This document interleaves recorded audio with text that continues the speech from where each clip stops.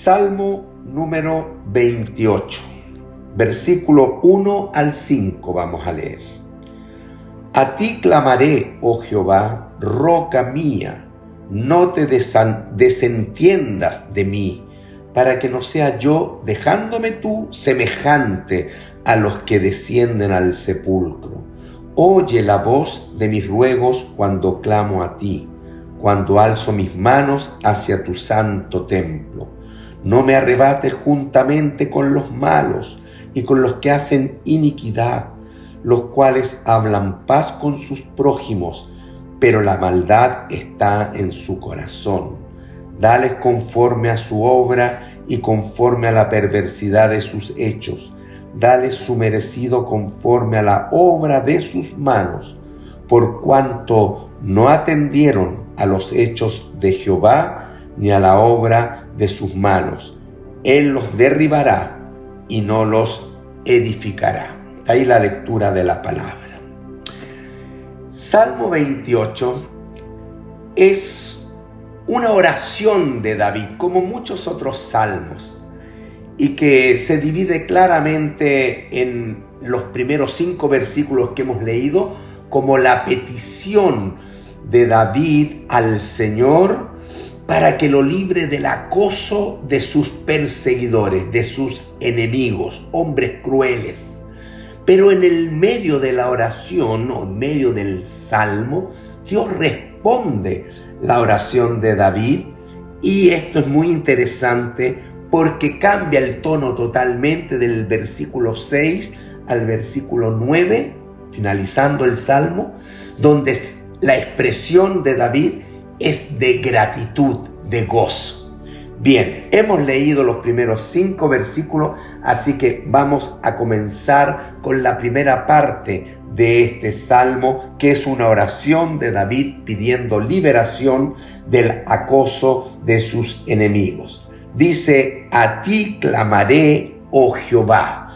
Hermano, como muchos otros salmos, la primera enseñanza, un gran principio y central enseñanza cuando estamos en angustia, cuando estamos en conflicto, hermano, es buscar primeramente al Señor. Eso nos enseña inmediatamente este primer clamor de David: a ti clamaré, oh Jehová, roca mía. El a ti clamaré, si bien es cierto, está en futuro, yo creo que es como un adorno del aspecto poético, porque en el fondo del corazón David le está diciendo a Dios: a ti estoy clamando, Señor, a ti estoy clamando, a ti te estoy buscando, porque tú eres mi roca, solo en ti confío, solo en ti me refugio, tú eres mi protector, tú eres mi defensor, a ti dejo mi problema, no te desentiendas de mí, Señor, no te hagas el sordo, Señor, no te olvides de mí en este momento. David está apasionadamente buscando al Señor en medio de una angustia, ¿ya? Para que no sea yo, dejándome tú. Si tú me dejaras, yo no soy nadie, yo no soy nada. Señor, atiéndeme, quiero estar en comunión contigo y quiero presentar mis angustias delante de ti para que yo no me asemeje en nada a aquellos que no te conocen, aquel hombre sin Dios que no tiene futuro, que desciende al sepulcro. Yo quiero dar fruto, dice David, para ti. Y hermano, a mí me recuerda esta frase de este primer versículo, lo que el Señor Jesús nos dice en Juan capítulo 15, versículo 5. Yo soy la vid, vosotros los pámpanos. Si ustedes permanecen en mí y yo en vosotros, ustedes van a llevar fruto, porque separados de mí nada podéis hacer. Ese separados de mí es lo que David aquí está diciendo: Señor, separado de ti yo no soy nada, por eso no me dejes, no quiero asemejarme en nada a aquellos hombres sin Dios que no tienen esperanza, que descienden. Yo quiero ascender, yo quiero dar fruto, yo quiero servirte, yo quiero ser con mi vida algo productivo, pero ellos descienden. ¿Se dan cuenta, hermano? Entonces aquí ya empieza a haber un contraste entre el hombre de Dios y aquel hombre que no conoce al Señor, los perseguidores, los enemigos de David. David insiste en el versículo 2, oye la voz de mis ruegos cuando clamo a ti, cuando alzo mis manos hacia tu santo templo. Hermanos, qué importante también este versículo 2, porque me enseña que en medio de la angustia el creyente debe perseverar en la oración. David está perseverando. Oye la voz de mis ruegos cuando clamo a ti. Ya David busca de todo corazón al Señor en su angustia, hermano. Y hermano, la gran enseñanza en base a esta palabra, perseverar en la oración, orad sin cesar. Hermano, me recuerda, por ejemplo, en Lucas capítulo 18, esa parábola que dijo Jesús sobre la viuda, ¿ya? Y el juez injusto, ¿se acuerdan? Al final, ¿cómo consiguió la viuda la respuesta? ¿Ya? En base a la insistencia, en base a la perseverancia. Y esto es lo que me enseña David en este versículo 2. Así que, hermano, vaya sacando estas enseñanzas y aplicándolas a nuestra vida. Cuán necesario es que perseveremos en la oración y buscar al Señor. Dice que lo busca porque alza sus manos hacia su santo templo. El templo, ya, y el lugar santísimo del templo es la morada de Dios, es donde está la presencia de Dios. Así que David está con fuerza buscando el rostro de Dios, está buscando la presencia de Dios. Y hermano, es interesante esta frase, cuando alzo mis manos, ya. Nosotros tenemos la tendencia a, cuando oramos, pensar en una postura de rodillas, ¿no es verdad? Hablamos de las rodillas, hablamos de ojitos cerrados, y está bien esa postura de humildad, pero el judío creyente no oraba de rodillas. El judío creyente oraba de pie, lloraba con los ojos mirando al cielo, mirando hacia dónde está Dios, mirando a los montes, mirando. Y cuando alzaba las manos, no es un acto de soberbia, todo lo contrario, es para manifestar la humildad de que, Señor, yo estoy levantando mis manos porque te necesito. Soy como un mendigo que necesito que tú me respondas. ¿Se dan cuenta? Mire, Salmo 123.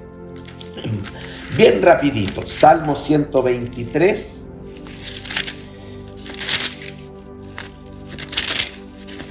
Dice, aquí lo encontré. A ti alcé mis ojos, a ti que habitas en los cielos. Él pone su vista en los cielos. Salmo 121. Alzaré mis ojos, ¿hacia dónde? A los montes. ¿De dónde vendrá mi socorro? Mi socorro viene de Jehová, que hizo los cielos y la tierra. Fíjese la postura de oración del judío creyente. Alzaba sus ojos, alzaba sus manos, buscaba al Señor. Y hermano, nosotros debemos, como dice el autor de Hebreos después del excelente capítulo de los héroes de la fe, capítulo 11, en el capítulo 12 dice, pongan los ojos en Jesús, autor y consumador de la fe. Así que, aunque usted esté arrodillado con ojos cerrados, tiene que estar mirando, buscando a Dios. El judío lo hacía físicamente, de pie oraba con la vista puesta hacia los cielos, buscando al Señor. Y con las manos las levantaba porque se consideraba un hombre necesitado. Era un acto de humillación, no de soberbia. ¿Se dan cuenta? Distintas son las culturas entre lo que es el oriente, lo que es el occidente. Así oraba, pero lo interesante es que David busca al Señor en su santo templo, siempre puesta la mirada en Jesús. Y sigue la oración: no me arrebates juntamente con los malos y con los que hacen iniquidad. Y empieza entonces David a poner en su oración justamente aquellos hombres que son sus perseguidores, sus enemigos, y dice primeramente: Señor, yo no quiero entrar en absoluto en sus caminos, yo no quiero ser partícipe con ese tipo de personas que no tienen temor de Dios, que son malos, que hacen iniquidad, los cuales hablan paz con sus prójimos, pero la maldad está en su corazón. Hablan de paz, pero están llenos de corrupción. Hermano, esto habla de la hipocresía del corazón del hombre que no tiene a Dios. Ya Santiago 1:8 dice: el hombre ya de doble ánimo es inconstante en todos sus caminos, es inestable. Este hombre de doble ánimo, este hombre hipócrita, este hombre que puede presentar una buena cara, pero que en el fondo de su corazón no tiene al Señor, pues entonces no tiene un corazón conforme al corazón de Dios. La maldad está en su corazón. Y David, del versículo 4 y 5, predice cuál es el destino de este hombre que no conoce a Dios. Dale conforme a su obra. El Señor aborrece el pecado, y por ende estos hombres que continuamente viven en iniquidad, ya viven en la maldad, serán juzgados por el Dios justo. El juez de toda la tierra les juzgará. Dale conforme a su obra y conforme a la perversidad de sus hechos. Sus obras, sus acciones hablan de su esencia, de su naturaleza. Juan el Bautista decía: por sus frutos los conoceréis. Y ellos son conocidos por esos frutos, y sus frutos son malos, son malos. Por ende, dice el salmista: dale su merecido conforme a la obra de sus manos, porque sus obras hablan de cómo es su vida, cómo es su corazón, cómo es su esencia. Y el contraste en el versículo 5 es las obras de Dios. Ellos se han centrado tanto en sus obras de maldad que han desechado las obras de Dios. Han despreciado, menospreciado, ya no atendieron a los hechos de Jehová ni a la obra de sus manos, porque las obras de Dios hablan de la esencia de Dios. Así como la obra del hombre malo habla de su esencia, la obra de Dios habla de su esencia. ¿Se acuerda cuando vimos el Salmo 19? ¿Qué decía el Salmo 19? Los cielos cuentan la gloria de Dios y el firmamento anuncia la obra de sus manos. ¿Se dan cuenta? Dios se ha revelado por medio de cosas hechas, por medio de obras. En la vida de Israel se ha revelado por medio de grandes y portentosas obras. Él los eligió, hizo un pacto con Abraham. Luego de Jacob hace una nación. En esclavitud los redime, abre el mar rojo, los alimenta con maná 40 años, da de beber sacando agua de una peña, los protege de los enemigos. ¿Cuántas obras no ha hecho Dios? No solamente la obra de la creación, sino que en nuestra vida, ¿cuánto no ha hecho el Señor en tu vida, en mi vida? ¿No conocemos a Dios también por lo que Él hace, por las obras de sus manos? Claro que sí. ¿Ya? Sin embargo, el hombre sin Dios no atendieron a los hechos de Jehová. Por eso es que no tienen excusas, como dice Pablo en Romanos capítulo 1, ¿ya? Porque en lugar de darle gloria a Dios, dan gloria a cosas sin importancia, ¿ya? Han cambiado su vista. Hermano, nosotros tenemos que tener la vista puesta en el Señor, y siempre en los momentos de angustia tenemos que orar al Señor, clamar al Señor. Él es nuestra única roca, y debemos siempre en humildad ya buscar su rostro, mirarlo, a tratar de encontrarlo y aún como un mendigo alzar la mano para que Él nos tome. No nos dejes, Señor, porque sin ti nada somos. Y todas esas enseñanzas las está compartiendo David en estos primeros versículos. Termino, ¿ya? Dice que ellos no atendieron a los hechos de Jehová, versículo 5, ni a la obra de sus manos. ¿Cuál va a ser entonces el final de esos hombres sin Dios? Él, Dios, los derribará y no los edificará. Fíjense qué triste la condenación del hombre sin Dios. Pero el hombre que teme al Señor, ya, no solo la nación de Israel, sino todo creyente, ya, tiene otro destino.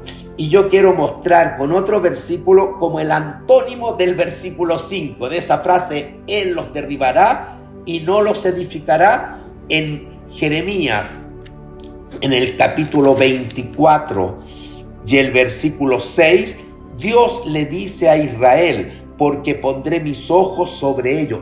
Dios responde, Dios pone sus ojos en todos aquellos que le buscan para bien. Dios pone sus ojos para bien y los volveré a esta tierra. Y dice que a el creyente, aún al Israel creyente, los edificaré y no los destruiré. Acá dice que a los inconversos Él los derribará y no los edificará, pero a los creyentes los edificaré y no los destruiré, los plantaré y no los arrancaré. Tremenda esperanza y tremendo contraste con la palabra del Señor entre el Salmo 28 y mostramos al final a Jeremías 24, 6. Que el Señor bendiga esta porción de su palabra y que todas las enseñanzas podamos internalizarlas para ponerlas por obra, por práctica en cada una